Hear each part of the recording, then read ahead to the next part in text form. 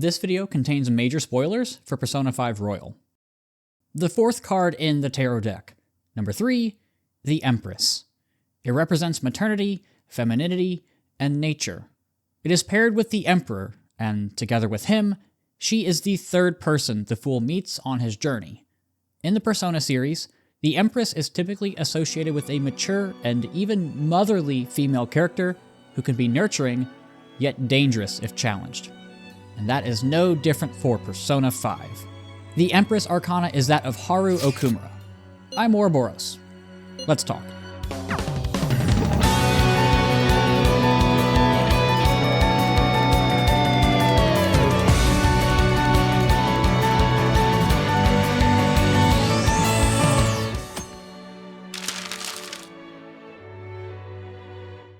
If you missed my video on the Fool's Journey, I would recommend that you watch it before jumping into this series. It goes over the Fool's Journey and gives a brief rundown of each of the major arcana, so go check it out. Anyway, like I said earlier, the Empress Arcana typically reflects a female character with some level of authority or position of power. In tarot cards, the Empress is associated with many things, but the most prominent is that of maternity. She is the nurturing parent that is associated with abundance and, appropriately, Mother Earth. She is able to foster the Fool's talents and skills in a kind, calm, and caring way. The more structured and disciplinary parental duties are relegated to the Emperor. The two serve as a sort of good cop, bad cop duo. The Empress is often depicted surrounded by an abundance of nature, further emphasizing the connection between femininity and the natural world. There is also an inherent connection between the Empress and Venus. We can see that a typical Empress is shown with the symbol for women, the circle with a cross below it. However, it is also the symbol for Venus, which, coincidentally, is also the Roman goddess of love and fertility, two traditionally feminine characteristics. Haru takes on many of these qualities, and even her personas are reflective of the Empress's meanings. It's well known at this point that Haru didn't get much screen time during the Okumura arc.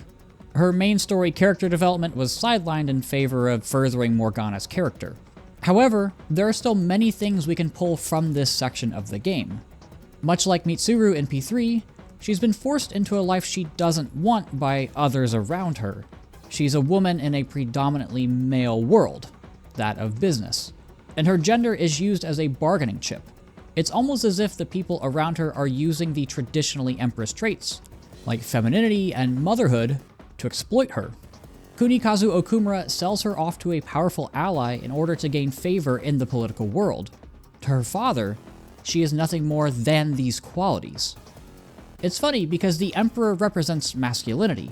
Her father is overwhelmingly masculine to the point of being misogynistic to his own daughter, and, as an Empress, Haru is too insecure and obedient to speak out against that. The reversed meaning of the Empress is that of insecurity and stagnation. Haru is considerably unsure of herself, and even in the limited time we get with her, we can see this. Her beauty thief encounter shows that she doesn't even have the confidence to follow a script, and when faced with good answers from the Phantom Thieves, she struggles to keep up the facade. That leads into her real awakening when you fight the cognitive version of her fiancé. She even says that she will no longer be her father's subservient puppet. All of this is Haru coming into her own as a confident woman. Despite learning where she now stands, Haru doesn't lose her nurturing personality. Even after everything she's seen in her father's palace, she remains kind to his shadow before the boss fight. She doesn't want to hurt him. She just wants him to be rehabilitated. She wants things to go back to the way they used to be. To me, that's a very maternal personality trait. I feel like the "you can always come to me if you need anything" is a very maternal thing to say.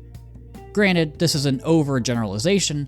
There are plenty of mothers who exhibit more traditionally paternal aspects, and there are plenty of fathers who exhibit more traditionally maternal aspects. You can also take a look at Haru's entire confidant. The story revolves around a couple things. First, she struggles to find a way forward for Okumura Foods after her father's death. And second, you explore her love of gardening with her and Sojiro. The two do eventually merge together, Well, let's take a look at these one at a time. First, even though the Phantom Thieves met the deadline to change Okumura's heart, his death didn't stop Haru's engagement. Haru is distrustful of many executives in the company, and the man that you meet with the most, Takakura, is someone who doesn't inspire a lot of confidence. However, this distrust in an adult is, for once in Persona 5, surprisingly misplaced. He admits that he was just trying to lighten the burden on her. This is where the two aspects of the confidant merge together. Throughout the rest of it, Haru works closely with Yu and Sojiro to cultivate coffee beans. Now, I obviously don't need to explain how growing coffee beans in the middle of Tokyo relates to nature. It's the merger of these two aspects of her personal and professional life that I enjoy so much in her confidant. She brings in tarot aspects of the Empress Arcana that then merge with aspects that are common of the Empress in the Persona series. Fostering nature and taking on her responsibility as a woman in power become one and the same. We can also see these two sides conflicting during the Okumura arc. Haru is unsure of herself while infiltrating a spaceport. She feels that she doesn't have the necessary skills it takes to be a woman of power, all while in an area that is completely devoid of nature and compassion for those below you.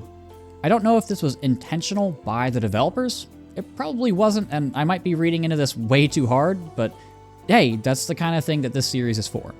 Haru also feels like the party member who's most in love with Joker throughout the Confidant. Well, in the base game at least, Sumire absolutely takes that spot for Royal. Even Takakura makes a comment about the two of you in the Confidant, which makes Haru visibly flustered. And I think she has the most emotional reaction to you turning her down out of anybody. And at rank 10, her persona evolves into Astarte, the Canaanite goddess of love. Basically, the same thing as Venus. There's so much here that helps Haru solidify herself as the Empress. Honestly, doing this series is really making me have more and more appreciation for the writers over at Atlus. Disregarding my fanboy appreciation for Persona 5, I think Haru is yet another great example of basing a character around a tarot card. She exhibits all of the personality traits typically associated with motherhood, and her story starts her at the reversed meaning of the Empress. She needs to find the confidence in herself to become a woman of authority, and she finds that goal through nature. While I wished we could have seen more of Haru in the main story, her confidant is so well done that there's enough for us to look at to really extrapolate meaning behind her tarot origins. Haru's understanding of her feminine side through gardening is the culmination of her journey in becoming the Empress of Persona 5. Thanks for watching.